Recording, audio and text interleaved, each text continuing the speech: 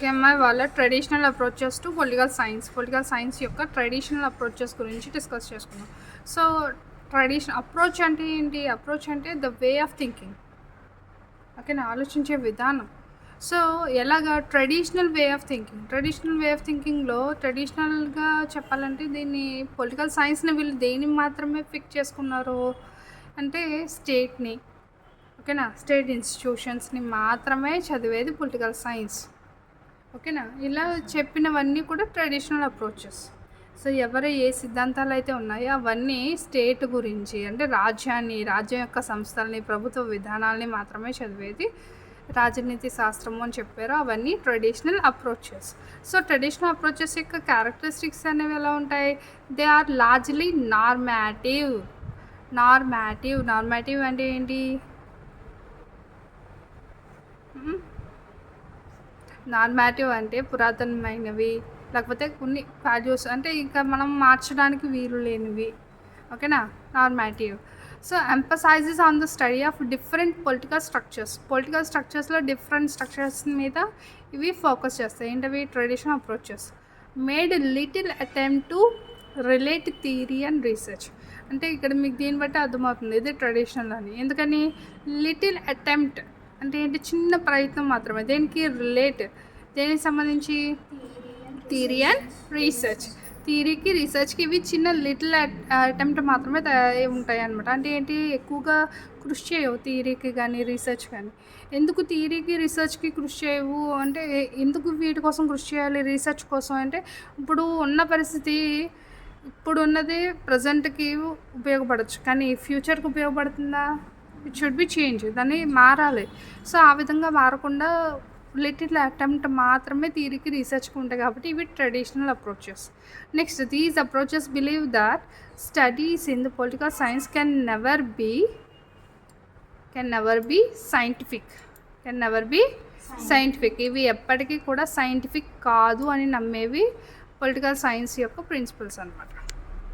Okay,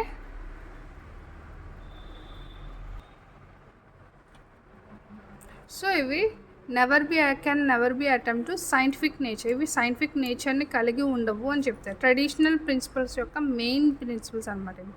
ఓకేనా, just మీ understanding purpose కోసమే వీటిని ఇచ్చాను అనమాట. ఓకేనా, సో ఇవి నార్మాటివ్గా ఉంటాయి, కొన్ని వాల్యూస్తో మాత్రమే ఉంటాయి. ఓకేనా. Next, study of different political స్ట్రక్చర్స్ని ఇవి చదువుతాయి. థియరీకి రీసెర్చ్కి కొంత ప్రయత్నం మాత్రమే చేస్తాయి. నెక్స్ట్, ఇవి సైంటిఫిక్గా ఉండవు. వీటిని మనం ఏమంటాం? Traditional approach of political science. So ఇక్కడ ట్రెడిషనల్ అప్రోచెస్కి కొన్ని సబ్ అప్రోచ్ అంటే వీటిని మనం ట్రెడిషనల్ అప్రోచెస్ అంటాము. అంటే philosophical, historical, institutional, legal approach.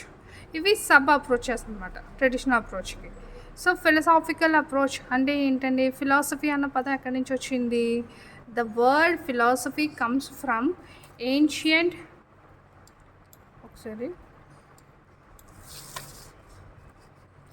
Word నుంచి ఈ పదం అనేది వచ్చిందనమాట.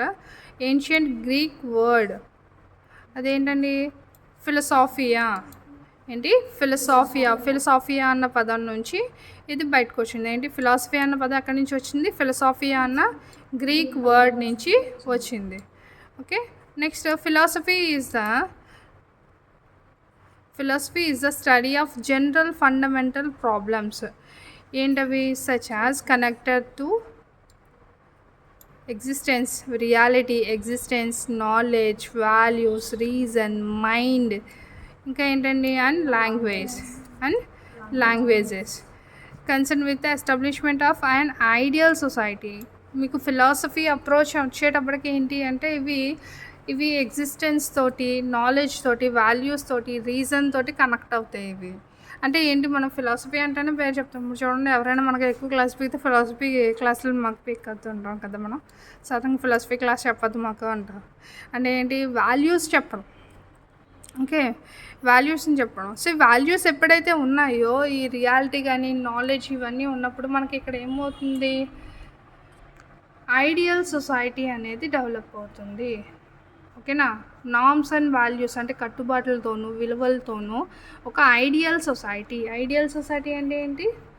ఆదర్శ రాజ్యము, ఆదర్శ సమాజం అనేది డెవలప్ అయ్యే విధంగా ఇది ప్రోత్సహిస్తుంది. ఇది ఫిలసాఫికల్ అప్రోచ్ అన్నమాట. ఓకేనా. ఫిలసాఫికల్ అప్రోచ్ అనేటప్పటికి ఏంటి, మనకి ఎప్పుడైతే ఈ వాల్యూస్తో ఉంటుందో అది ఫిలసాఫికల్ అప్రోచ్. రాజనీతి శాస్త్రాన్ని విలువలతో కూడిన శాస్త్రం కింద చదివితే అది ఫిలసాఫికల్ అప్రోచ్. ఓకేనా. నెక్స్ట్ హిస్టారికల్ అప్రోచ్ అండి. హిస్టారికల్ అప్రోచ్ అనేటప్పటికి ఏంటి, the historical approach believes political theory emerged as a result of socio economic crisis. Socio economic crisis వల్ల పొలిటికల్ సొసైటీ అనేది వచ్చింది. ఓకే చూడండి, the historical approach believes political theory emerged as a result of socio and economic crisis and the impact they had on great thinkers. So great thinkers యొక్క ఈ impact, socio economic impact వల్ల political theory అనేది develop అయింది. So for instance అంటే ఏంటండి, for instance అంటే example, best example. So example ఏమని చెప్తున్నాడు దీనికి, Greece produced Aristotle and Plato. Greece ఎవరిని ఇచ్చింది మనకి, అరిస్టాటిల్ని, ప్లేటోని ఇచ్చింది. అదేవిధంగా 17th century మనకి ఏమి ఇచ్చింది, లాక్స్ని, హాబ్స్ని ఇచ్చింది. ఓకేనా. సో ఎందుకు అంటే అరిస్టాటిల్ కానీ ప్లేటో కానీ, యాక్చువల్గా ప్లేటో ఫస్ట్. ప్లేటో ఎలా వచ్చారని మనకి, ప్లేటో ఏ టైంలో పుట్టారు అంటే పెరిక్లస్ అంతమయ్యే టైంలో వచ్చిందనమాట. అంటే గ్రీస్ దేశంలో అప్పట్లో పరిపాలించింది ఎవరు అంటే ప్రజాస్వామ్య ప్రభుత్వం.